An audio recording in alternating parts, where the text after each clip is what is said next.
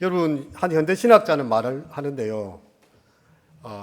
서신인기 구교종, 이게 이제 우리의 신학의 단계를 이야기하거든요. 서론, 인간론, 인죄론이죠.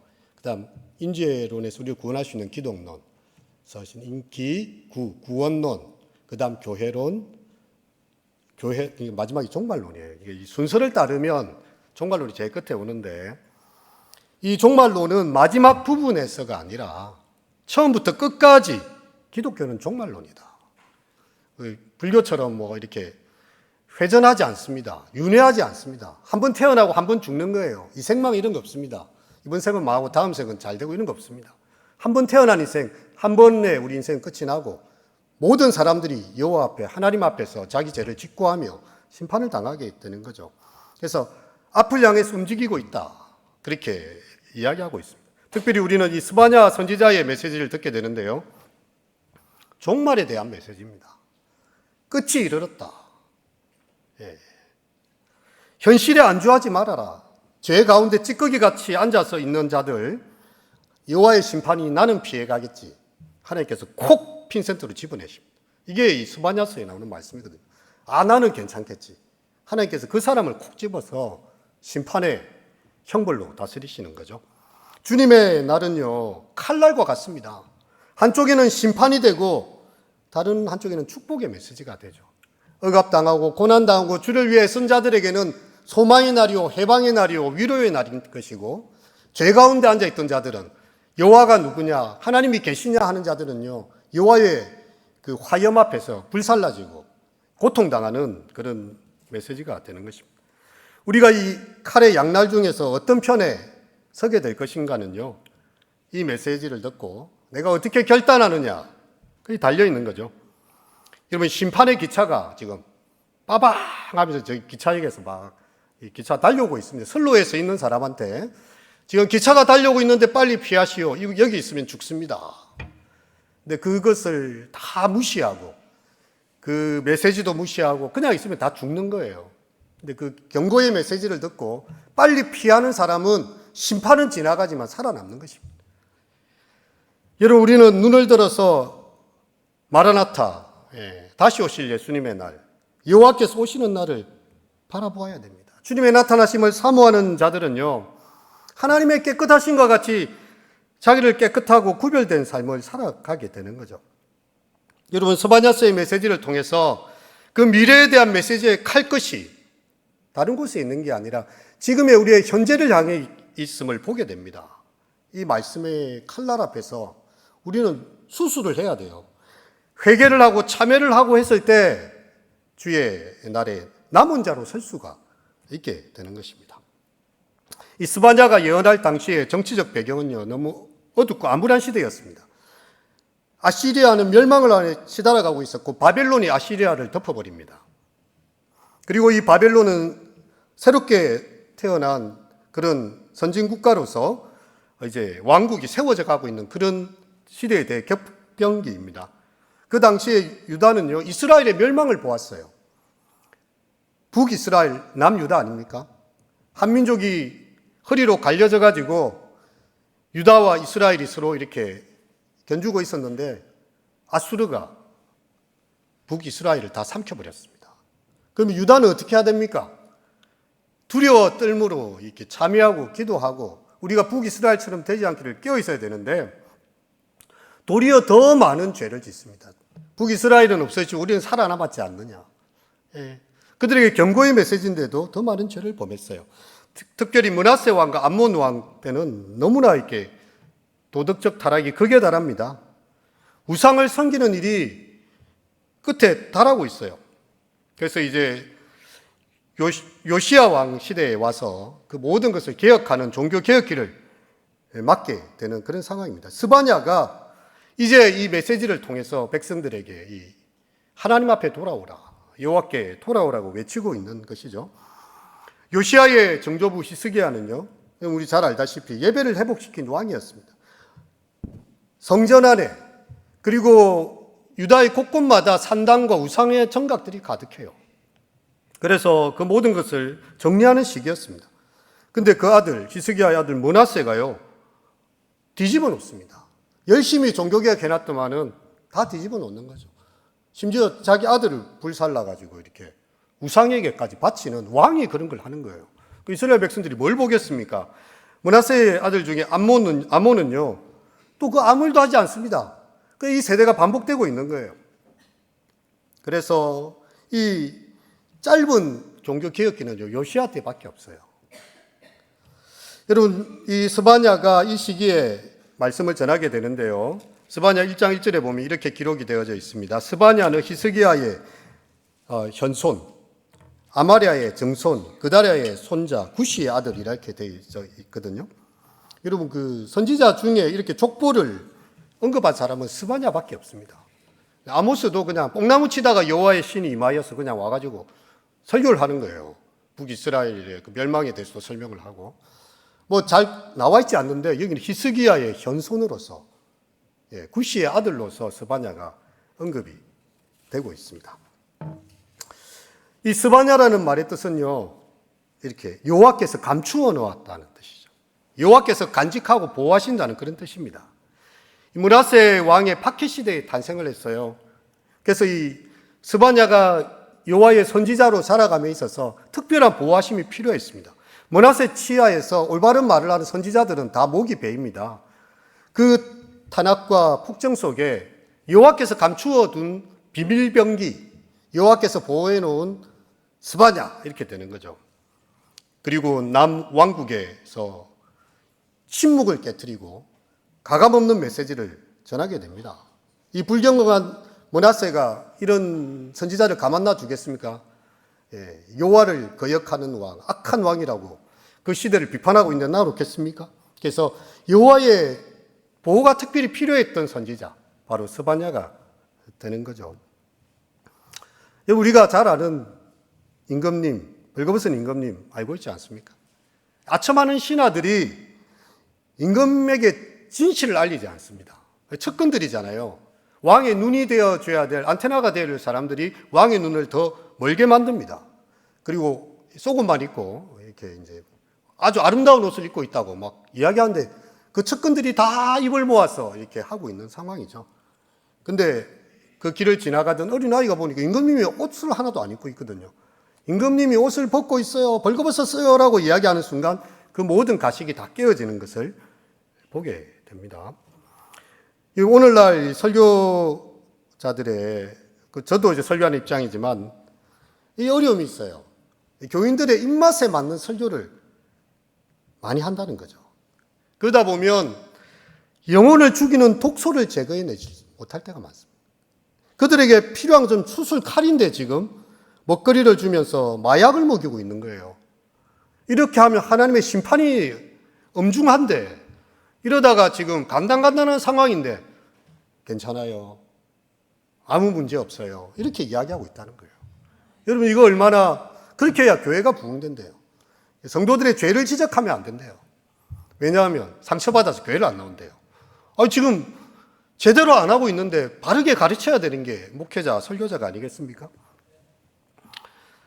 여러분, 오늘 우리가 읽고 있지만 1장의 2절에 보면 내가 지면에서 모든 것을 땅 위에서 쓸어버리고 진멸하겠다는 말로 시작이 되고, 선지자가 처음 뱉는 메시지가 이 땅의 모든 것을 진멸해버리겠다는 말씀입니다. 여러분, 그 노아 심판의 그 노아 홍수와 같은 메시지입니다.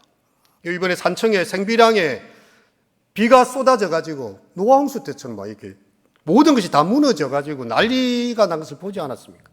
이 땅의 모든 것을 진멸하리라. 이게 바로 스바냐가 처음 때는 그런 메시지입니다. 이 심판에 여호와께서 손을 펴고 계시고요, 유다와 그 중앙에 있는 예루살렘을 멸절하시고 그 희생의 날을 위해서 자기 백성을 희생의 제물로 준비하시고 그들을 학살할 원수를 선택하고 있다는 무시무시한 말로 스바냐서가 시작이 되고 있습니다.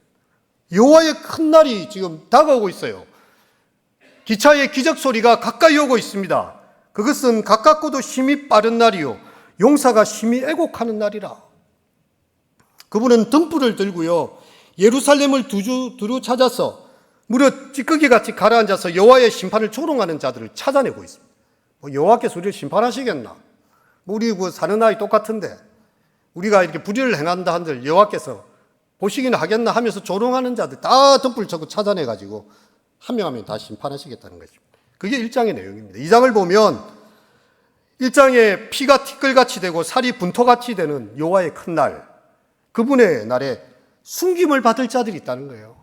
심판이 오지만 그 심판 가운데도 건짐을 받는 날이 온다는 것입니다. 그들이 있어요. 여호와의 규례를 지키는 자들, 그 우상 숭배 세상 한복판에서도 여호와를 온전히 경외하는 자들, 공의와 겸손을 구하는 자들을 여호와께서 구원해내신다. 이런 메시지가 됩니다. 그리고 이스라엘 주변 국가를요, 동서남북으로 다 칼날로 휘두르고 있는데, 동으로는 모압과 암몬이요, 서로는 블레셋이며 남쪽으로는 구스고 북방이 아수르와 그 수도 니느웨, 여호와께서 다 칼날로 심판하겠다. 한 바퀴 돌고 있어요. 그러다가 이제 하나님께서 3장에 오면 그 칼끝을 예루살렘을 향하여, 유다를 향하여, 너희도 똑같다 이거예요. 너희도 회개하지 않으면 저 니느웨가 내 칼에 살육당하는 것처럼 너희 또한 심판을 피하지 못할 것이다. 패역하고 더러운 곳이요 포악하고 악한 이 성읍에 화가 있을진저, 이렇게 3장을 읽었지 않습니까? 하나님이 이방인들만 심판하는 것이 아닙니다. 자기 백성이라 할지라도 여호와의 규례를 어기고 교만하며 죄 가운데 있으면서도 죄인 줄 알지 못하고 그래도 괜찮아, 좋아, 아무 문제 없어, 이렇게 하는 사람들 다 심판하신다는 거죠. 여러분, 507년 전, 8년 전에 이 종교개혁 시대는요, 이 종교개혁을 감행했던 개혁된 교회가 있었고, 루터나 칼빈의 교회처럼 개혁하기 위해서 몸부림치는 교회들이 있었어요. 그게 종교개혁의 큰 힘이었습니다. 근데 오늘날 교회는요, 대형교회가 있고 대형교회가 되고 싶어서 몸부림치는 교회가 있다는 거예요. 근데 요즘 초대형교회까지 나오죠, 초대형교회. 정말 그것이 성경에 합당한가? 하나님 말씀에 합당한가가 아니라 교회가 사이즈가 커지고 헌금이 많아지고 부동산이 확장되는 대형교회가 있고 그것을 닮아가기 위해서 애쓰는 교회밖에 없다. 정말 말씀 앞에서 참여하고 그 뜻을 쫓아가는 교회들이 얼마나 있는가? 여러분, 신앙을요, 그냥 주일날 교회 나가면 다 된 줄 알아요. 성경에 그런 게 어디 있습니까? 우리 로마서의 그 메시지에 보면 오호라 나여 공고한 자로다. 예. 내가 원하는 바 선을 행하지 아니하고 원치 않은 바 악을 행하니. 이 공고한 자에게 생명의 성령의 법이 죄와 사망의 법을 멸하면서 이 메시지가 강력하게 나오지 않습니까? 그리고 12장에 가면 그러므로 이 모든 것을 이야기하는 이유가 있어요. 너희 몸을 하나님이 기뻐하시는 거룩한 산 제물로 드리라. 우리 몸이 제물이라는 거예요. 예, 하나님의 기뻐하시고 온전하시듯이 무엇인지 분별하라. 이게 바로 성경의 메시지인데, 아니 뭐 주일날 교회 한 번만 나가면 천국 다 가는 줄 알아요. 성경에 그런 말이 없습니다. 회개에 합당한 열매를 맺어야 되고요, 그리스도인의 표상이 나타나야 됩니다. 죄에 대한 애통함이 있어야 되고 예수님을 닮기 위한 몸부림이 있어야 돼요. 근데 주일날 교회만 나갔다? 아닙니다. 예배 참석하면 면죄부를 줘요, 그냥. 그리고 헌금만 하면 천국 티켓을 다 놓은 줄 알아요. 그가 어떤 불의한 방법으로 누구를 포갑해서 그 돈을 얻어냈는지를 묻지 않습니다. 헌금만 잘하면 되는 거예요. 어떻게 돈을 벌였든, 검은 돈이 됐든, 어떤 돈이 됐든, 피 묻은 돈이 됐든, 헌금만 잘하면, 여러분, 그게 하나님 받으시는 헌금입니까? 누군가의 눈물을 짜내고, 누군가를 이렇게 포갑해서 얻어낸 것이라면, 하나님은 도리어 네 손에 피를 씻으라고 이야기하는 거예요. 나는 그런 재물 받지 않는다. 너의 손에 묻어있는 그 피를 나는 받지 않는다고 이야기하는 거예요. 주일날 와서 잠시 예배드리고 헌금하고 나서 나머지 시간 자기를 위해 다 살아요. 이 교회가 면죄부를 주고 있는 거 아닙니까? 하나님의 칼은 바로 그렇게 불의한 자들을 심판하는 것만이 아니라 자기가 하나님의 백성이라고 지칭하는 자들에 대해서도 엄중히 심판하신다. 예루살렘이에요. 유다의 심장입니다. 그 가운데서 예배하는 성전의 제사장들이고요. 오늘 읽었지만 다 나오잖아요. 방백들이고 재판장들이고 선지자들, 하나님의 칼날에 다 날아갑니다. 소용없어요. 하나님의 법을 어겼기 때문이죠. 우리가 이걸 뭐 복잡하게 생각할 필요 없습니다. 주기도문만 봐도 알지 않습니까? 하늘에 계신, 그렇게 기도하지 할 수 없어요. 세상 일에만 빠져 있잖아요. 하나님 일에 관심 없는데 하늘에 계신, 하늘을 바라보고 있다.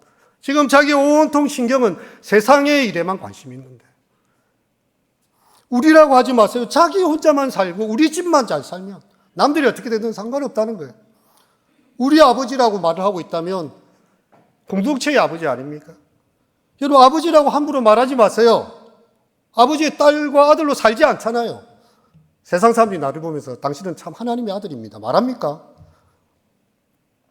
아버지의 이름이 거룩히 여김을 받으시옵소서 함부로 말씀하지 마십시오. 자기 이름을 빛내기 위해서 애쓰잖아요. 여호와의 이름을 이용해서 나의 이름을 빛내는데 도구로 쓰고 있잖아요. 나라가 임하시오라고 함부로 말하지 마십시오. 물질 만능주의에 이 땅의 재물에 온갖 마음을 뺏기면서 하나님의 나라를 쉽게 이야기합니까? 아버지의 뜻이 땅에서도 이루어지기를 이런 기도하지만 결국은 자기 뜻이 이루어지길 바라잖아요. 아버지의 뜻은 달라요. 그죠? 예. 자기를 버리고 자기 십자가를 지고 주의 길을 걷는 것인데 자신은 이게 1도 손해보지 않습니다. 그러면서 아버지의 뜻이 땅에서도 이루어지길 바란대요. 우리에게 일용할 양식을 주시고라고 기도하지만 여러분, 자기를 위해서 죽을 때까지 먹을 양식을 쌓아두려고 하면서 무슨 일용할 양식을 구하고 있습니다. 하나님께서 주시는 일용할 양식은요, 하나님을 의지하는 자의 기도지, 사실 실상의 삶을 보면 자기 일을 위해서 쌓고 있지 않습니까? 우리가 우리에게 죄 지은 자를 용서해 준 것 같이 우리 죄를 용서하여 주옵시고, 너무 쉽게 기도하지 않습니까? 누구에게 아직 용서가 안 돼요. 앙심을 품고 있어요. 복수의 칼을 갈고 있어요. 그러면서 우리가 우리에게 죄 지은 자를 용서해 준 것 같이. 우리를 시험에 빠지지 말게 하옵시며, 그렇게 기도 쉽게 할 수 없습니다. 죄 지을 기회만 찾아요. 들키지만 않으면 돼. 예. 먹고 얹히지만 않으면 돼요. 여러분, 그러면서 우리가 그렇게 기도할 수 있습니까? 다만 악에서 구하옵소서. 악을 보고도 아무든 양심의 소리가 듣지 않습니다. 내한테만 해악을 안 끼치면 남들이 어떻게 되든 말든 관심이 없어요. 근데 이렇게 기도할 수 있습니다. 아멘이라고 하지 말라. 아멘은 전적으로 그렇게 되기를 원하고 정말 내 삶이 그렇게 되기를 원하고 내 모든 것이 그렇게 되기를 원합니다는 뜻인데요. 주님의 기도를 진정 나의 기도로 바치지도 않으면서 아멘이란 말만 연발합니다. 얼마나 가식적이고 외식적입니다. 그 당시에 방백들이 그랬고 제사장들이 그랬고 재판장들이 그랬고 선지자들이 그랬다는 거예요. 그들은 여호와의 제단을 피로 물들이고 있습니다. 온갖 양의 제물과 서로 피를 적시고 있습니다. 우리는 여호와를 이렇게 잘 섬기고 있다. 근데 하나님 보시니까 다 우상숭배예요. 여호와를 섬김이 없습니다. 자기들의 종교적 만족만 추구하고 있는 그런 상황이 되는 거죠.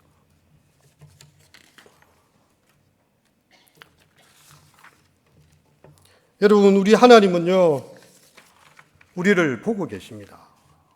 그 죄상들을 일일이 다 열거하고 계세요. 그 명령도 듣지 않고 교훈도 받지 않고 여호와를 의지하지 않고 여호와께 가까이 가지 않으면서 자기는 여호와를 섬긴다고 말을 하고 있는 거죠. 너는 오직 나를 경외하고 교훈을 받으라. 그리하면 내가 형벌을 내리기로 정하기는 하였지만 너의 거처가 끊어지지 않겠다라고 이야기합니다. 여러분, 그들은 부지런히 그 모든 행위를 더럽히고 있습니다. 부지런이라는 단어는요, 그들이 새벽부터 일어나서 죄를 짓기를 열심히 하고 있다는 거예요. 얼마나 죄를 짓기를 즐겨하는지 새벽부터 일어나서 그렇게 하고 있습니다.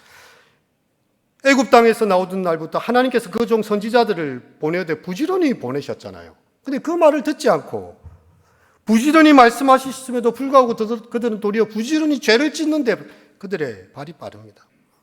하나님은 그들 가운데 거하고 계세요. 그 가운데 계시는 여호와라고 이야기합니다.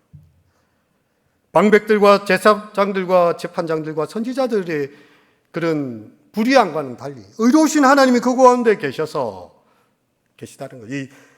그 중에서 거하신다라는 그 중이라는 원어는요, 인체의 깊은 내장 혹은 뱃속을 이야기해요. 하나님께서 그 가운데 거하고 계시다는 것입니다. 예루살렘의 중심에 계세요.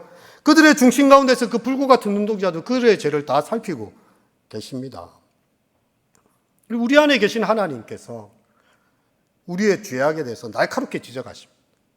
우리는 하나님의 백성이라고 생각하면서 야, 저 니느웨와 저 블레셋과 저 우리의 동족 민족이었던 이스라엘까지 다 멸망했지만 우리는 살아있지 않느냐라고 자고하는 그 유다의 사람들. 여러분, 하나님은 어디에 계십니까? 너희가 하나님의 성전인 것과 하나님의 성령이 너희 가운데 거하는 것을 알지 못한다. 우리가 정말 우리 가운데 계신 성령님을 생각한다면요, 우리의 삶이 두렵고 떨림으로 구원을 이루어 가야 돼요. 정말 하나님께서 보실 때에 나의 이 말과 행동 너무나 외식적이고 가식적이라고 말하지 않겠는가? 우리에게 하나님의 말씀을 읽지만 듣지 않아요. 그리고 바로 잡는 책망의 이야기도 권면도 기쁘게 받지 않습니다. 결국은 돈을 의지하고요, 보이는 사람을 의지해요. 하나님 믿는다고 그렇게 이야기해놓고 돌아서면요, 보이는 물질을 의지하면서 하나님 믿는다고 쉽게 우리 이야기하고 있죠. 매주 설교를 듣는데 삶이 하나도 안 바뀌어. 여러분, 그러면 얼마나 설교자가 힘들겠습니까? 근데 제가 우리 청년들을 보니까 조금 다르긴 하더라고요. 설교를 하면 애들이 약간 깨달아요. 그리고 좀 행동이 바뀌더라고요. 그래서 제가 청년부를 좀 할 맛이 나는데요.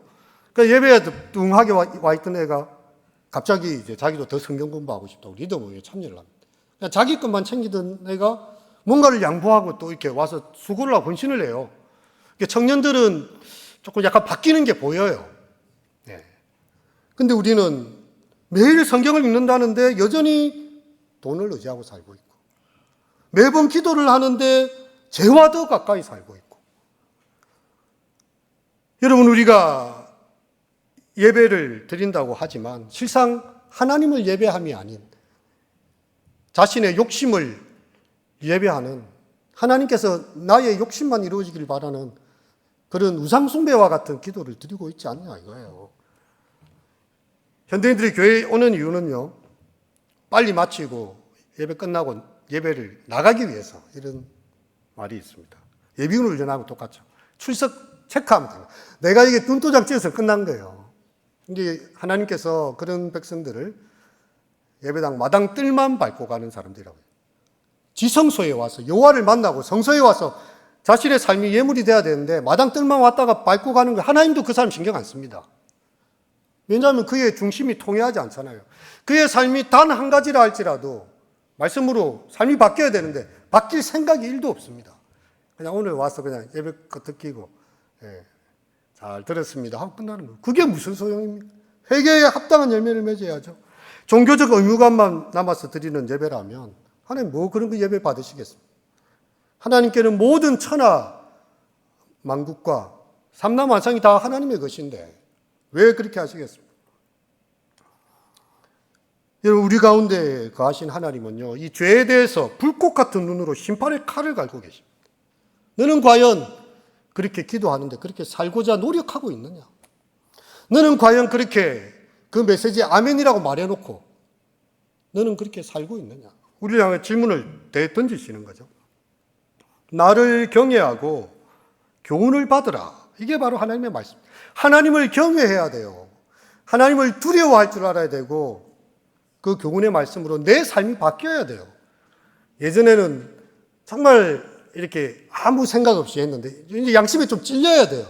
하나님의 말씀 그래도 내가 들었는데, 내가 이렇게 기도를 하고 방금 나왔는데 내가 누군가와 다투고 싸우고 이 사람을 용서하지 못한다면 그거 아무런 소용이 없지 않습니까? 부지런히 악을 행하는 자리에서 이제 바뀌어야 돼요. 어둠의 일을 벗고 지나간 때가 족하고 이제 빛의 갑옷을 입고요, 낮에 단정한 행위로 살아가야 되는 거죠. 그것이 바로 여호와를 찾는 자요, 하나님의 구원을 받는 자리가 되는 것입니다. 오늘의 말씀을 생각하시면서 잠시 기도하시고 제가 마무리 기도하도록 하겠습니다.